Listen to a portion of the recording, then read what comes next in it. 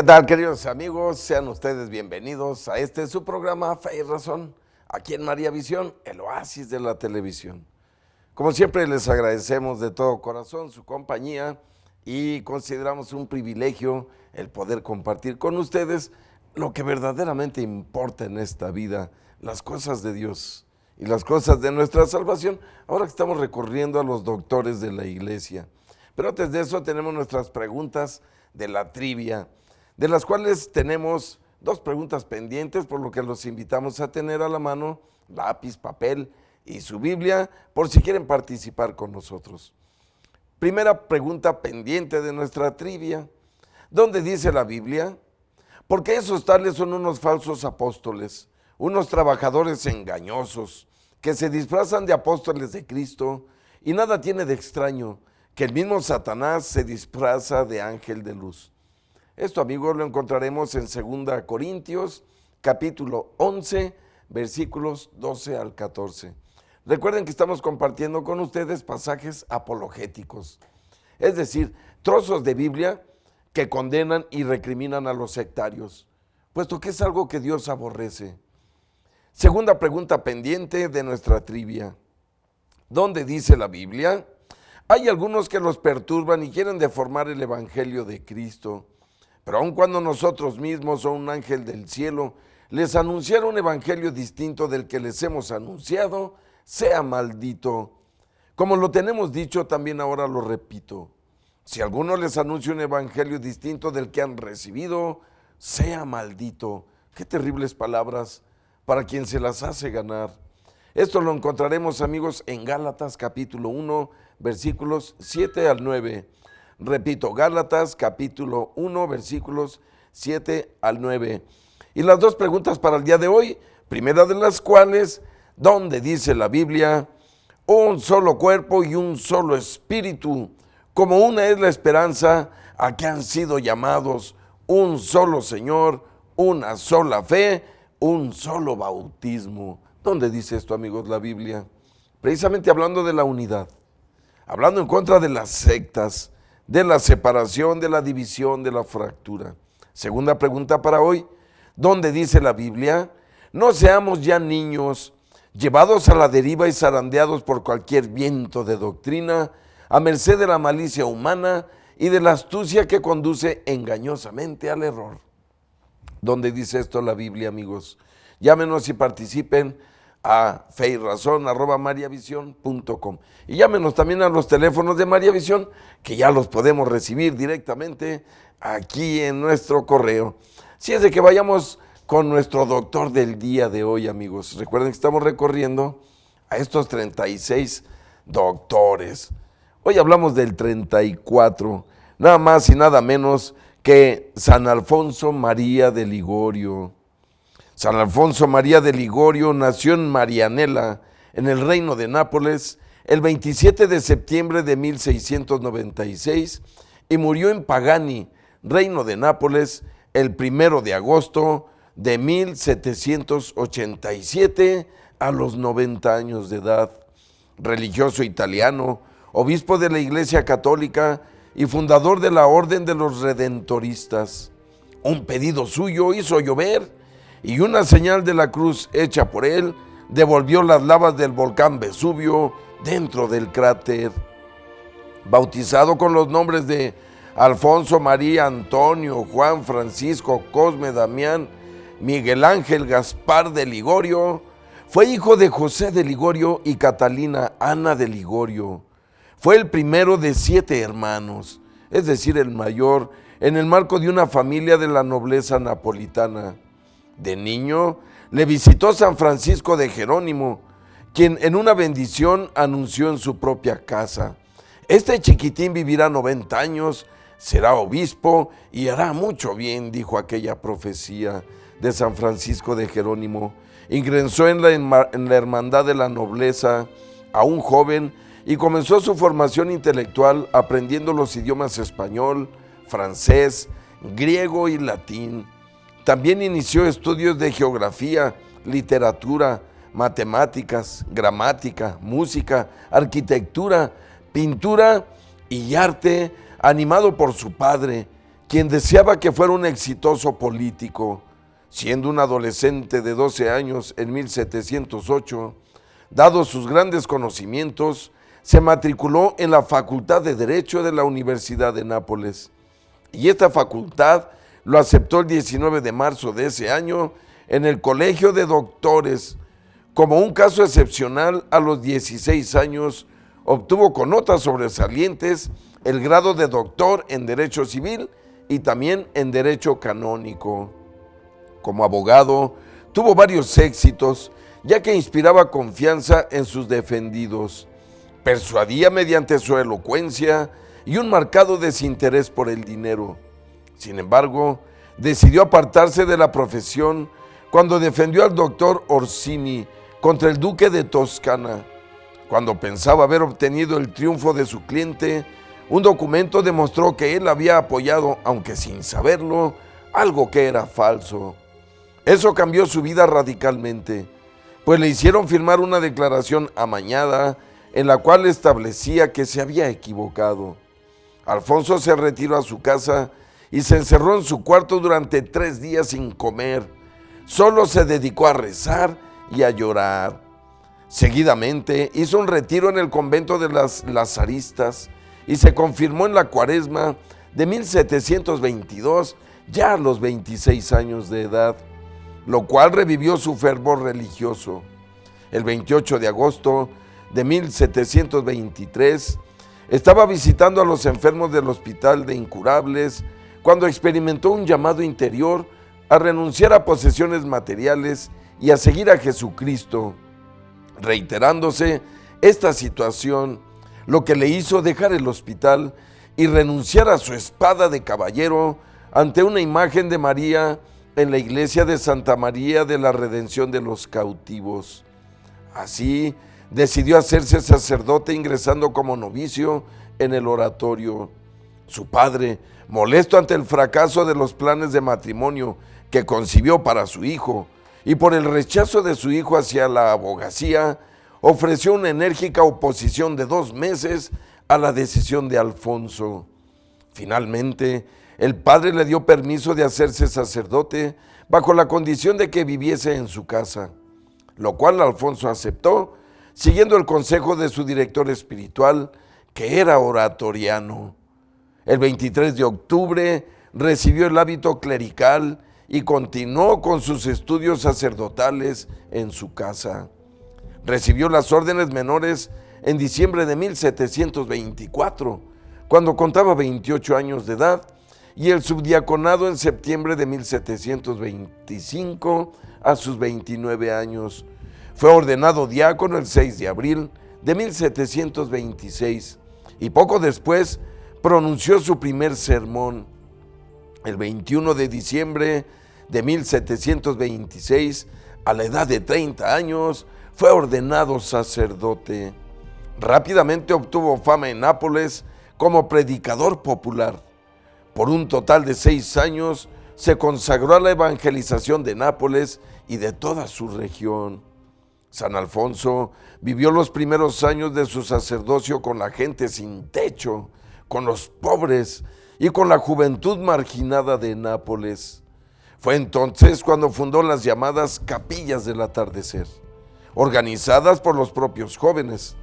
Se trataba de lugares de oración, de comunidad, de escucha de las Sagradas Escrituras, de actividades sociales y de formación humana. Al momento de la muerte de Alfonso, el número de capillas activas alcanzó las 72, con más de 10,000 miembros. En 1729, cuando contaba 33 años, San Alfonso emprendió un círculo misionero más amplio. En el interior del entonces reino de Nápoles, encontró gente mucho más pobre y abandonada que los niños y jóvenes que había visto hasta entonces en las calles de Nápoles. Su forma de predicar sencilla y directa, decía él, para que el campesino humilde pueda comprender el mensaje, tuvo fuerte influencia moral y espiritual en su audiencia. El 9 de noviembre de 1732, a sus 36 años, San Alfonso fundó la Congregación del Santísimo Redentor. orden conocida hoy como los Redentoristas. La congregación, que por 17 años se llamó Congregación del Santísimo Salvador, comenzó a funcionar en un pequeño hospicio perteneciente a las monjas de Scala. Aunque Alfonso era el fundador y de hecho la cabeza del instituto, en un principio la dirección general fue asumida por el obispo de Castellammare. Recién a la muerte de este último, el 20 de abril de 1743, Alfonso fue elegido formalmente superior general. Fue el Papa Benedicto XIV quien aprobó la regla y el instituto para hombres en 1749, cuando ya San Alfonso tenía 53 años. Durante todos esos años, Alfonso le imprimió a su trabajo un carácter eminentemente misionero.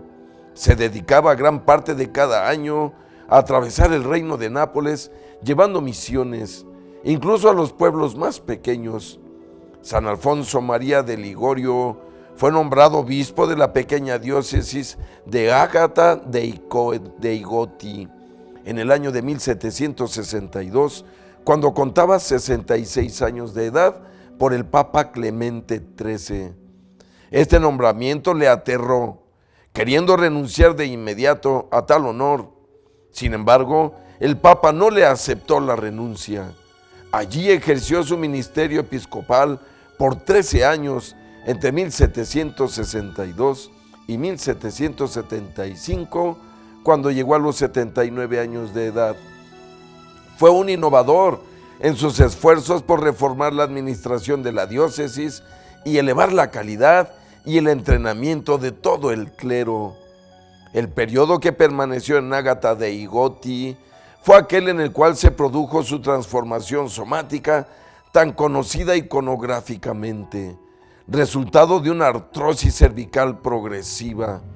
En 1775, como consecuencia de la salud cada vez más débil de Alfonso, el recién elegido Papa Pío VI hizo lugar a sus insistentes ruegos y le permitió volver a la casa redentorista de Pagani, donde le aguardaban sus años más amargos.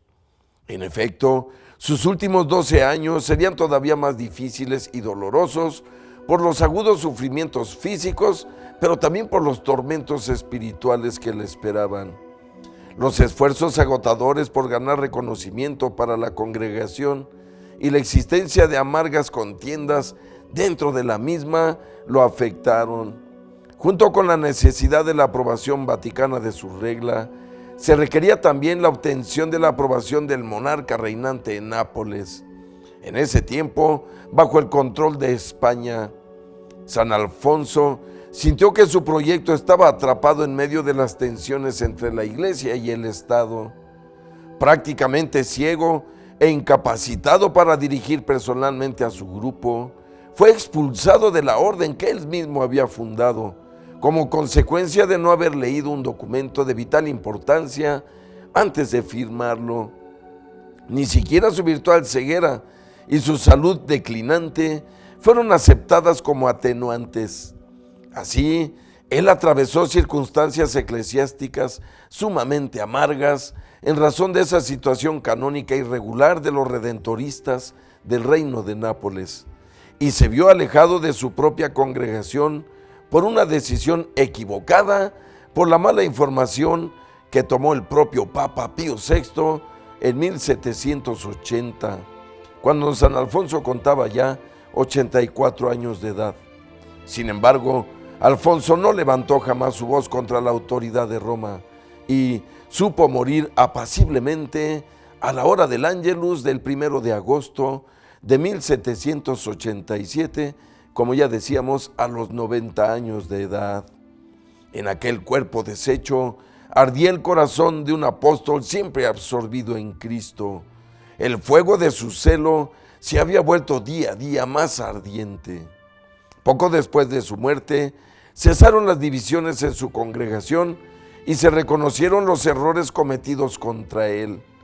Los redentoristas obtuvieron el reconocimiento pleno y se expandieron primero por Europa y luego por América del Norte, hasta totalizar hoy su presencia en 78 países del mundo. San Alfonso María de Ligorio adquirió fama de santidad ya en vida, y pocos meses después de su muerte se inició el proceso de valoración de su persona por parte de la Iglesia. El 20 de febrero de 1807, la Iglesia Católica declaró la heroicidad de las virtudes de Alfonso María de Ligorio. Fue beatificado el 15 de septiembre de 1815 por el Papa Pío VII y canonizado por el Papa Gregorio XVI el 26 de mayo de 1839. Y en 1871 el Papa Pío IX lo declaró doctor de la Iglesia. Fue el primero en que una persona recibió este título a menos de un siglo de acaecida su muerte. En 1950, Pío XII lo proclamó patrono de los confesores, de los moralistas y de Pagani. La ciudad de Nápoles lo tomó también como santo patrón, junto con San Genaro y Santo Tomás el Apóstol. San Alfonso María de Ligorio es considerado uno de los grandes maestros de la vida espiritual de la Iglesia Católica y uno de los santos que mayor influencia tuvo en la devoción a María, Madre de Jesús. Elaboró un sistema de teología moral que recibió el nombre de equiprobabilismo, sistema que evita los excesos del rigorismo en general, pero del jansenismo en particular. Y en el otro extremo, las del laxismo. Se opuso al legalismo estéril y al rigorismo estricto que, según él, cerraba los caminos del Evangelio. Sostenía que tal rigor no se había enseñado ni practicado en la Iglesia. Su sistema de teología moral se caracteriza por su prudencia, evitando el probabilismo y en particular el laxismo, como así también el rigor jansenista extremo. En su teología moral, San Alfonso enseñó que todos están llamados a la salvación y que los medios se hallan disponibles para todas las personas. Según él, la salvación no es cuestión de torturas o de un cumplimiento legalista de la ley, sino de una vida interior llena de amor. El valor de la libertad humana y la importancia de una conciencia individual informada fueron otros temas sobre los que San Alfonso María puso el énfasis. Al mismo tiempo, fue un pionero en resaltar la importancia de tomar en cuenta las circunstancias particulares y concretas de cada situación al evaluar la conducta moral.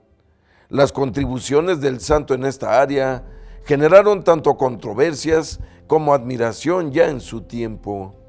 Junto con San Francisco de Sales, San Alfonso María de Ligorio puede considerarse uno de los grandes promulgadores de un nuevo tipo de devoción en Europa. En efecto, el siglo XVIII en el cual vivió se caracterizó por ser un periodo de transición en la historia de la práctica devocional.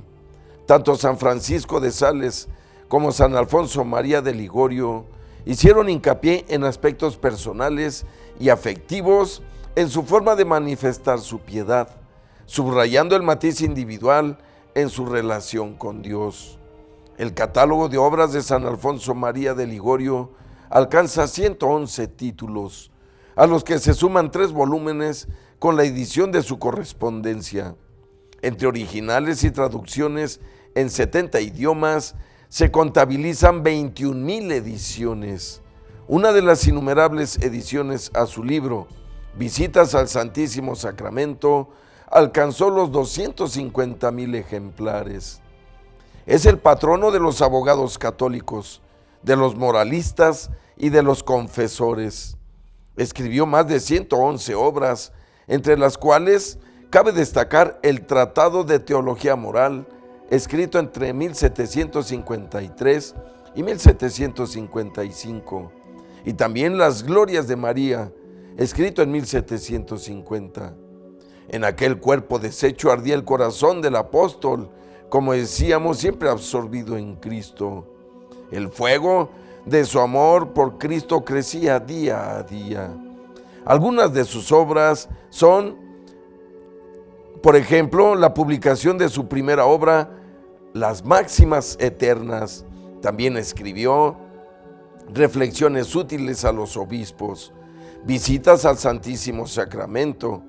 Inicia su gran obra, Teología Moral, también las glorias de María, semblanzas de sus grandes amigos, la práctica del confesor y el Homo Apostolicus, todas obras de San Alfonso. También escribió el gran medio de la oración y por último la monja santa y selva de materias predicables. Él predicaba con sencillez. El santo decía a sus misioneros e indirectamente a todos los sacerdotes: empleen un estilo sencillo, pero trabajen a fondo sus sermones.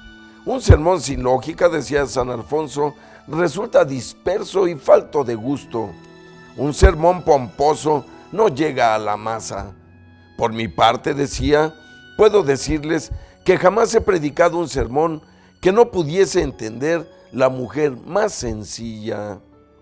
Consejos de San Alfonso María de Ligorio para educar correctamente a los hijos fueron escritos por él ya en su tiempo y son tomados de sus obras ascéticas. Miren, amigos, ojalá escuchemos a estos doctores.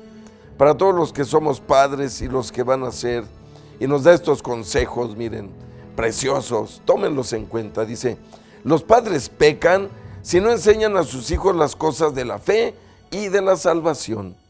Y también decía San Alfonso: no deben imitar a ciertos padres y madres que no cumplen ese deber por el afán de mantener ocupados a sus hijos en otras cosas. La consecuencia es que los desdichados no saben confesarse, no conocen las principales verdades de la fe, ignoran lo que es la Santísima Trinidad, la encarnación de Jesucristo, el pecado mortal, el juicio, el infierno, el paraíso, la eternidad. Muchas veces esa ignorancia es causa de condenación y sus padres deberán prestar cuentas a Dios por ello. Cuidado, amigos, qué responsabilidad tenemos al ser padres. Decía también San Alfonso: también es deber de los padres vigilar la conducta de los hijos, conocer los lugares y las personas que frecuentan. Qué consejo tan actual. Decía también: los padres también pecan si no cuidan que sus hijos reciban los sacramentos, observen las fiestas y los otros preceptos de la iglesia. Y decía: pecan doblemente si les causan escándalo al proferir delante de sus hijos blasfemias, obscenidades u otras palabras culposas, o haciendo delante de ellos alguna mala acción. También decía San Alfonso: los padres están obligados a dar buenos ejemplos a sus hijos. ¿Cómo podrán los jóvenes tener una buena conducta cuando ven con frecuencia que sus padres blasfeman, maldicen, injurian al prójimo, profieren ofensas, hablan de venganzas, de obscenidades y repiten ciertas máximas pestíferas como: no es necesario preocuparse tanto, Dios es misericordioso, Él tolera ciertos pecados? Cuidado, dice San Alfonso. Santo Tomás de Aquino dice que de alguna manera tales padres obligan a pecar a sus hijos indirectamente. Hay padres que se lamentan de tener malos hijos. Jesucristo dice: ¿alguna vez crecieron uvas de espinos? ¿Cómo pueden los hijos ser buenos si tienen malos padres? Sería necesario un milagro. También es verdad que a veces los padres que dan un mal ejemplo no corrigen a sus hijos, aun cuando saben que pecan por no corregirlos. Santo Tomás dice que, en este caso, un padre debe por lo menos pedir a su hijo que no siga el mal ejemplo que le da. Cuando los padres dan mal ejemplo, digo yo por mi cuenta, dice San Alfonso, no puede esperar ningún fruto, ni de las advertencias, ni de las oraciones, ni de los castigos. Y también nos escribió sobre la oración en su libro que se llama El gran medio de la oración. Y ahí nos dice San Alfonso María de Ligorio: varias son las obras espirituales que he publicado. Citaré, dice, las visitas al Santísimo Sacramento y a María Santísima, y la pasión de Cristo y las glorias de María. Escribí también otra obrita contra los materialistas y deístas, y otras no pocas sobre varios temas devotos y espirituales. Mas tengo para mí que no he escrito hasta ahora libro más útil que este que trata de la oración, porque creo que es el medio más necesario y seguro para alcanzar la salvación y todas las gracias que ella acarrea. Y tengo esto tan cierto, decía San Alfonso, que si me fuera posible, quisiera lanzar al mundo tantos ejemplares de esta obra cuantos son los cristianos que en la tierra viven. A todos gustosamente se la regalaría, a ver si por fin llegan a entender todos la necesidad que tenemos de la oración para salvarnos. Hablo así porque veo, por una parte, la absoluta necesidad que tenemos de la oración, según doctrina repetida en las Sagradas Escrituras y en los libros de los santos padres. Y por otra, dice San Alfonso, el poco cuidado que los cristianos tienen en practicar este gran medio de salvación. Y vaya que sigue siendo actual su consejo en nuestros días, amigos. Por último, quisiera compartir con ustedes algunas frases muy preciosas de este gran santo y doctor de la Iglesia. Y decía él: es pues por la oración por la que todos los santos no solo se han salvado, sino que han llegado a ser santos. Los condenados se han condenado por no haber orado. Si hubieran orado, no se hubieran condenado, decía San Alfonso. Decía también: María es el tesoro de Dios y la tesorera de todas las misericordias que nos quiere dispensar el Señor. Queridos amigos, aquí tenemos este gran ejemplo de vida. Aquí tenemos un nuevo doctor. De estos 36 decíamos el número 34. La idea de compartirlos con ustedes, lo repetimos hoy una vez más, es aprender de ellos para poner en práctica lo que con ellos tuvo un gran éxito, amigos. Miren, descubramos algo. Hasta ahorita llevamos 34 doctores. Y quiero recordarles algo que es muy importante tomarlo en cuenta. Y ustedes que nos han acompañado a escuchar sus biografías sabrán que no mentimos. Todos se han visto envueltos de grandes dificultades. Todos han tenido grandes problemas para vivir su fe. Rechazos, odios, cárceles, mutaciones. Pero vean, cuando un alma se decide por Cristo, no hay quien la pare.